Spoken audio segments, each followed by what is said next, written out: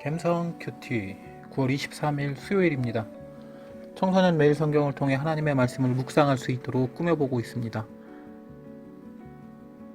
이 멘트는 이제 따라하셔도 될 듯. 준비하기입니다.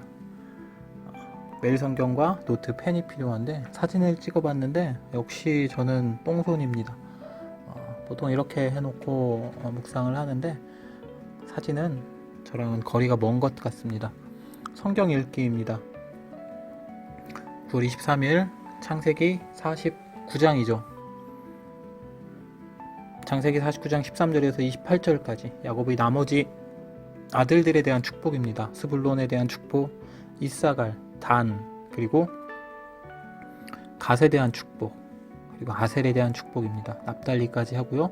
이제 요셉이 나옵니다. 너는 하나님의 사람, 너는 담장 너머로 뻗은 나무. 축복을 엄청 해준 후에 이제 마지막으로 베냐민에 대한 이야기를 해주고 있습니다. 해설 부분에 이 지파의 그 다음 모습들이라고 할까요? 이 축복이 어떠한 모습으로 이루어질 것인지에 대해 설명해주고 있습니다. 한번 읽어보시면 재미있을 것 같습니다. 내용을 한번 분석해 보겠습니다. 노트 4,500원짜리 아니면 다른 노트 준비하시고요. 9월 23일 나머지 아들들에 대한 축복, 창세기 49장 13절에서 28절까지입니다. 내용입니다. 야곱이 축복을 하죠. 두 번째 축복인데요. 스불론에 대해서, 이사갈에 대해서, 단에 대해서, 갓에 대해서, 아셀과 납달리 축복을 한 후에 요셉에 대해 축복합니다. 아주 커다랗게 축복합니다. 열매가 많은 포도나무다. 샘물가의 풍성한 포도 덩굴이다. 담 위의 가지가 무성한 포도나무다. 담장 너머로 뻗은 나무 가지에 신났습니다. 그러면서 적의 공격을 이겨낸다. 하나님의 능력으로 적이 화살을 쏘아도 더 강한 화살로 잘 맞추는 화살을 쏠 것이다.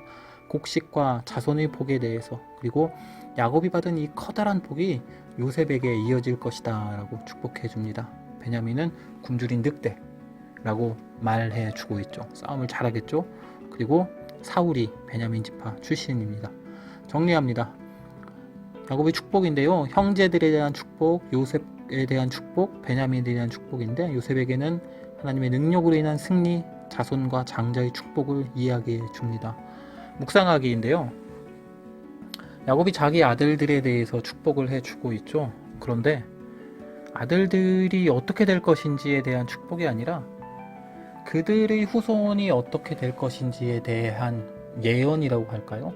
12지파의 모습이 대부분입니다. 하나님의 계획에 대해 말을 하고 있는 듯합니다.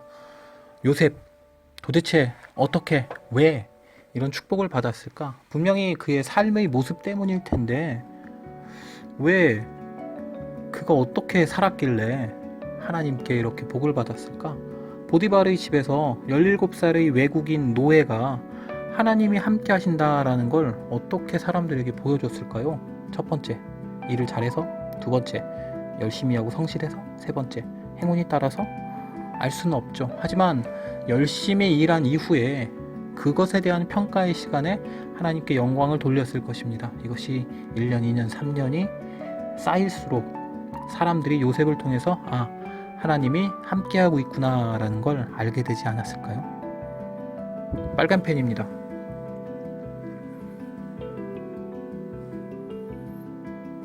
해설 부분을 한 번 더 보시면 재밌습니다. 그리고 포도나무가 많이 등장하죠. 익숙하고 풍성한 상징이기 때문에 포도나무를 많이 쓰는 것 같은데 요셉의 삶의 모습과 무성한 포도나무가 매우 닮아 보입니다. 감옥에서의 요셉을 한번 생각해 보죠. 맡은 일을 열심히 하고 왕의 죄수들을 잘 섬겼기 때문에 왕의 죄수들이 풀려난 이후에 호의를 베풀지 않았을까요? 어쨌든 그 일을 통하여서 하나님께 영광을 돌렸고 1년, 2년, 3년 쌓이면서 하나님이 함께한다라는 모습을 보이지 않았을까요?